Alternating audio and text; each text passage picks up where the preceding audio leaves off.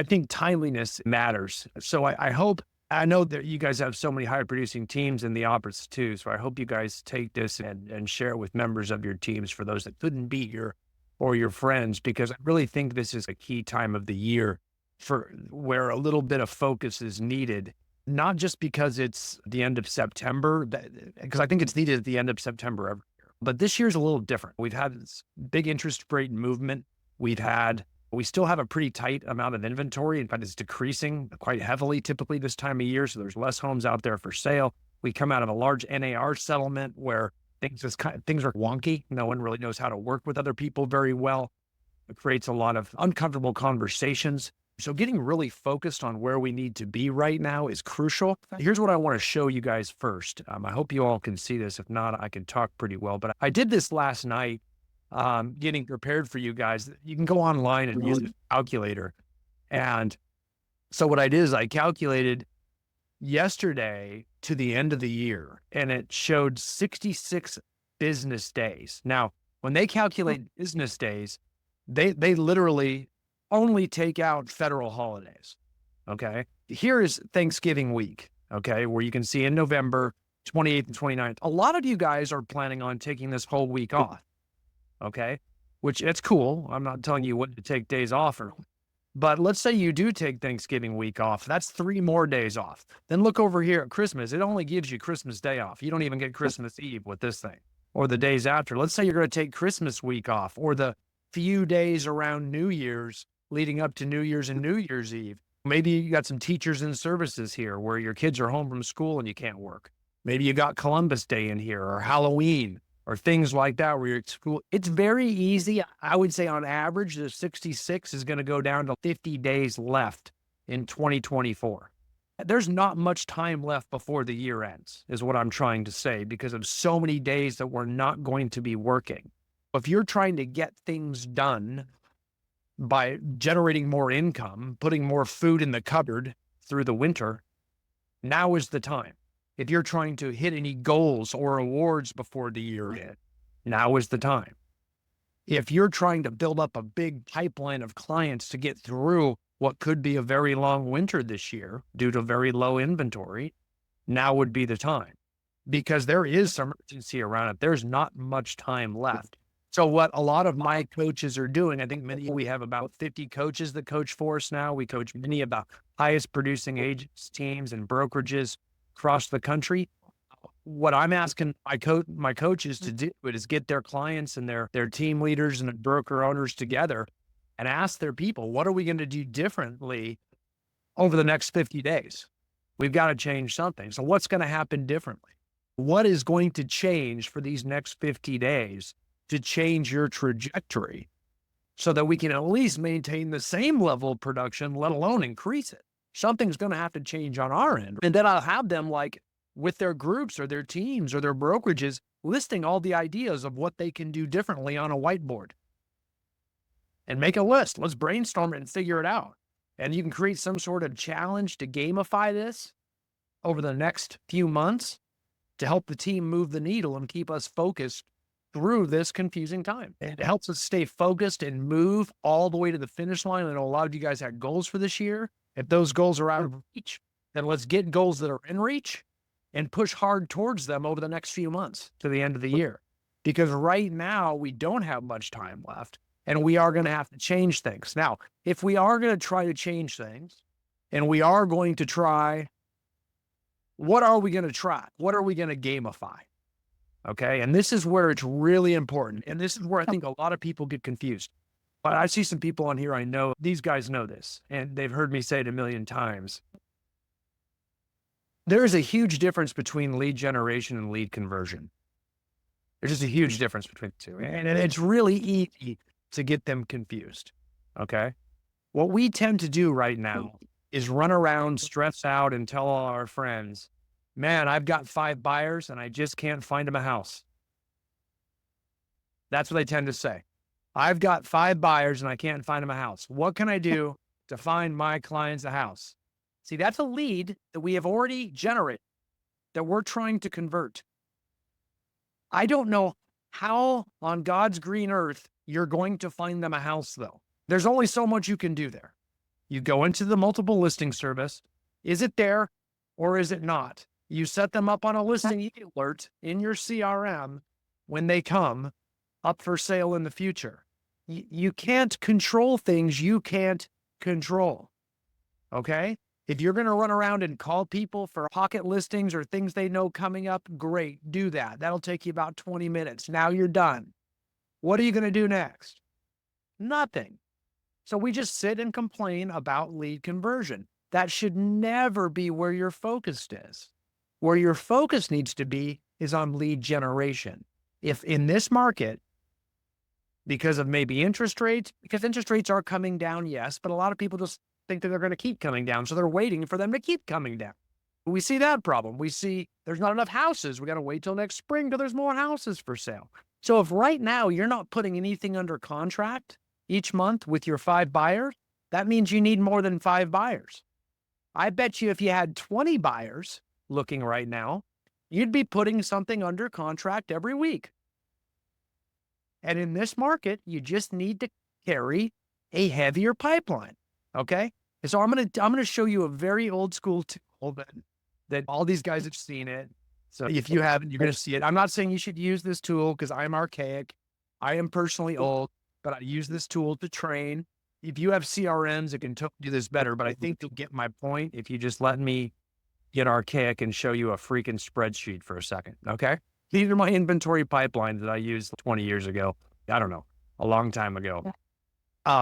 But this is an example, and this is actually, I used my wife's names of people on her team from a long time ago. None of these people are real though. Otherwise, I just couldn't think of names.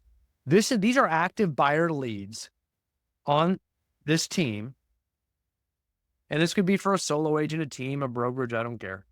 They do not have a buyer agency agreement signed yet. Okay, so they have nothing signed yet, but they know that they are looking to buy or sell a house. Or sorry, these guys are looking to buy a house sometime in the next year. Okay, they have that at least some degree of urgency. Okay, they're actively looking. Maybe we got them on listing alerts. I hope. Maybe we've got them to a lender. Who knows? But we don't have a buyer agency agreement. These are our hot leads, our A leads, whatever you want to call them. Okay, these are very important people, but they've already been generated. Okay. Once they sign a buyer agency agreement, we can move them up to this list. We can take them off this list and move them up to these are what we call buyer listings. Okay. These are called buyer listings. These are people that have signed an exclusive buyer agency agreement with us that we know, and there's a very high conversion rate. You can see we get all these guys signed up here at the top. And what this team does is they actually track which of the agents have the most buyer agency agreements signed. Now there's a conversion measure I can get around. We take leads that have been generated and track and maybe give awards or contests or focus or kudos or back rubs or whatever to the agents that get the most buyer agency agreements signed. That is an actionable lead measure that I love. Because I'll tell you right now, if you've got 15 buyer agency agreements signed right now, you're going to close some deals this winter. I can tell you right now, the numbers just work out that way.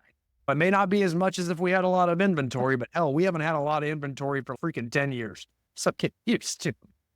That's just the way it is. At least we have prices going up. You scroll down here, I would have another box down below this, but because I'm lazy, I'm not showing you one. I'd have another box for who has the most buyer leads generated, because that's even more important. The more leads we generate, the more we have to convert. Okay? If we just focused on the buy side on those two things, how many leads do we have generated and how many leads do we have buyer agency, don't worry about the rest. You just focus on those two things. The key tip of the spear lead generation and the first step in conversion is, how do I demonstrate enough value that I can get a buyer agency agreement signed? Basically, it's we generate the lead and we move to a buyer consultation appointment. How many appointments can I have to get buyer agency agreement signed? It's that simple. It's that much focus. It has nothing to do with any of the problems out there because, like I said, right now, if you're carrying 5 buyer listings, That may not be enough to get it done and actually close a couple deals a month this winter. We need to have 15, 20. We need to move to the tip of the spear and be more generation focused. We have to generate business. I will ask you guys this question. I'm not done showing you my spreadsheets. Don't you worry. If you don't have enough business right now, if you don't have enough income right now, if you don't have enough buyer leads right now, I'm going to ask you this. How much time last week did you spend trying to get new business that you don't already have, to meet somebody that wants to buy or sell a home that you haven't found out about yet? Because if you're just working on the ones that you have, that's lead conversion, which is never as important as lead generation. Lead generation, we need to spend time, especially through the fall and winter, or anytime you need more income. We have got to devote time to generating new business. You might know the people, but you just don't know they want to buy or sell yet. Or it could be people you don't even know. I don't care how you generate it. Most of the ways that we all teach and train out there work, but we have to commit time to doing those activities to fill these sheets up, right? Now, so the way we're doing that right now, it's really simple. I honestly think when people ask us about the whole commission thing, it's real easy. It's now we have to actually get you to sign a piece of paper and explain it to you before we actually show you a house. Boy, that's enough to get an appointment where I can really explain all the details. I can actually use national litigation as my reason to close appointments. And then I can sit down and explain how it works. I can explain how I'm going to set them up on listing alert searches so that they're going to be the first to know. They will be the absolute first to know, but even before the other realtors know, when a new listing that fits their criteria hits the market. How are they going to know? Because I'm going to give them full realtor access into our MLS. I'm going to set them up on immediate listing alerts for any type of home that they decide. Maybe it's the location, maybe it's the price range, maybe it's the size, maybe it's all of the above. They're going to get an email first thing that morning. And I know they're going to see it before any other agent does. Why? Because agents don't go in every single morning, certainly not at 8 a.m., and look at every new listing that hits the market. So they are going to know before the vast majority of agents do when a new listing hits the market. And it's going to go right to them, and they're going to love that value add. And once we set that up in that buyer consultation appointment, before I have them sign the buyer agency agreement, I'm actually demonstrating that I'm going to continue to work for them. We're not just going to show you one property. We're going to possibly show you all these other properties. Don't you want to use my tools? Don't you like this idea? Right? So I'm actually demonstrating that value to them ahead of time. It is very hard for them to argue that you're not going to be your realtor later. Also in that appointment, I'm going to actually start discussing getting their financing in a row, because in order to get their offer accepted in a multiple offer environment, they're going to have the ducks in a row on the financing side to show that they're lendable, that they've actually already met with a lender, that they'll qualify. So they're going to get a pre-qual letter.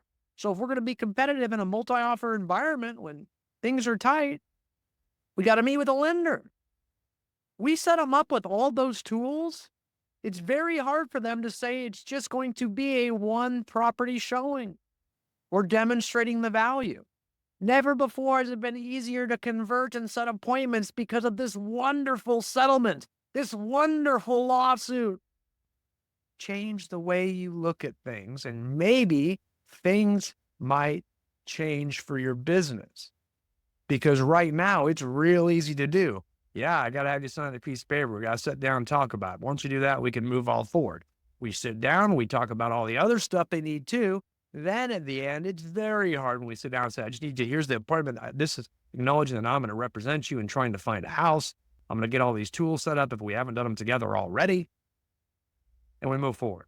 And you've demonstrated your value. And I think, and again, a lot of you guys have heard this, but it's very important that we demonstrate value in advance. Okay. It's very invaluable. That's everything right now. And you have all the value. You just got to realize it's your tools and your access that you have that they don't have. I've bought property my whole life, and my wife and I own property across the country in different cities and states. And man, I always use an agent I'm not a moron. I know everything about it. And I've been in real estate for a very long time. I know most things about real estate, but I do not have access and I do not know good locations and I do not know the ins and outs of a local neighborhood. And I need their tools. I need their tools. And I know if I need their tools, your clients need yours for sure, because I'm pretty well equipped compared to the average Joe in real estate. So you need to understand that. You need to believe that. And trust me, I do, but you need to have a process too. So we have to know that step between contact, where we actually generate a lead, and we move them to appointment. And we need to track those two things and really reward that first step in conversion, where we set the appointment to get the buyer agency agreement signed. Because if we can make that move and we can demonstrate that value by helping them search for their ultimate home, not just that one home, and get their financing, and we can track those two measurables from here until the end of the year and hopefully forever, we're going to be very focused on what we need to do to grow our businesses. Now, let me show you the listing side. Real similar too. We always want to wash the windows. And before I do that, I need to explain to you what wash the window means. For those of you that haven't heard, if any of you have been to Los Angeles and you get, let's say you're somewhere near downtown, and you stop at a stoplight, something magical happens. It's also scary. But if you stop at a stoplight in downtown Los Angeles, all of a sudden what's going to happen is these homeless people, street people, will emerge like zombies out of these buildings, and they'll come to your car. And then they'll have a spray bottle and like some newspaper. And what's in the spray bottle, I have no idea. Could be water, could be Windex, could be urine, don't know. But they've got it, and they're going to spray it on your windshield whether you ask for it or not. And then they're just going to start rubbing it with that newspaper that's wadded up. It could, if you're lucky and the guy's got a chamois, and you're like, this guy's a baller. And he's rubbing, and they basically just move the bugs around on your windshield. They try, but they've got limited tools. And they clean your windshields. And then what happens is they step back and they look at you through your side window, and this weird, awkward silence. It only lasts a few seconds, but they just stare at you. And it's weird. And it creates a little level of social guilt for about 3 seconds that's just a tiny bit higher than the guy who's sitting on the side of the road with the cardboard box that says, "We'll work for food and money." I don't have much social guilt with that dude. But the dude that just tried to wash my windows horribly, I do. He's right there. He did some effort, and we're standing. Now, I don't usually give them money because I'm frightened about what happens when I roll my window down. But most people do. They do. They roll the window down, they add some money. They have a really high conversion rate when they wash the windows because they demonstrated the value in advance. And we do it too. We don't do it with urine and newspaper. We do it with tools, and we really demonstrate it like I showed you on the buyer side with your search and tools, your listing alerts, and helping them with their loan. And there's many other ways to demonstrate value. Don't get me wrong. I just gave you the two kind of go-tos. I have a pipeline on the listing side too, right? This is when we discover we generate new leads. We have to have a lot of these as well too, because they go fast. You put a listing up for sale that's reasonably priced, it should go fast right now. If it does not go fast, it's because you got a luxury house or a unique home. But anything that goes on the market should sell in the first week or two, just the way it should be, or it's priced wrong. It's either price or patience, guys. So don't try to sell a house. You know what I mean? It should sell itself if you price it right. It's either price or patience. So if you're running around with your 3 listings that you can't sell, either you've got a unique property and we need to demonstrate patience to our clients, or you need to lower the price because we have a huge shortage of the houses for sale. Okay? Certainly in your market. Okay? Now, same thing as before with buyer leads. We need to focus on generating a lot of listing leads, people that want to sell their house in the next year. Oftentimes, they are not ready to sell a listing agreement. So we scoot them up. Once they sign a listing agreement, we move them up to this box where we have a listing agreement signed, but it's waiting to go active. I would love and encourage all of you to get listing agreements signed for people that want to list their house for sale in the spring. Get it signed now. Moving up. Once it goes active, they obviously go active again. Now, it's truly a bird in the hand. I would not worry about active listings at the top, ever. Only thing I worry about on the listing side is generating and growing this list. We need to generate leads. That's your primary focus. That's tip of the spear. And then the only thing we worry past that is how to get those leads signed. We call that lead follow-up. Anytime we're moving from below the inventory pipeline up, we're doing that systematized lead follow-up to get these guys signed. How do we get them signed? We wash their freaking windows. How do we wash their windows? We don't urinate in a spray bottle. What we do is we try to add value to them. How do we add value? We meet with them and we provide our tools. My favorite one on the listing side that not enough agents use is the listing alerts as well too. I want you to move from the bottom all the way to the top, okay? How do we add value to move them up? I love the listing alert tools for my sellers, so I want to show them. Here's what it does for them. I'm going to sit down and say, hey guys, even though you don't want to sell till spring, let me get you set up on our listing alert tool. That way, if any of your neighbors' homes go up for sale, you'll get an email and you'll see it before any other agents. What's that going to allow you to do? It's going to allow you to actually look through a bunch of photos of the insides of your neighbors' homes. That's really all you need to do. That's like my job.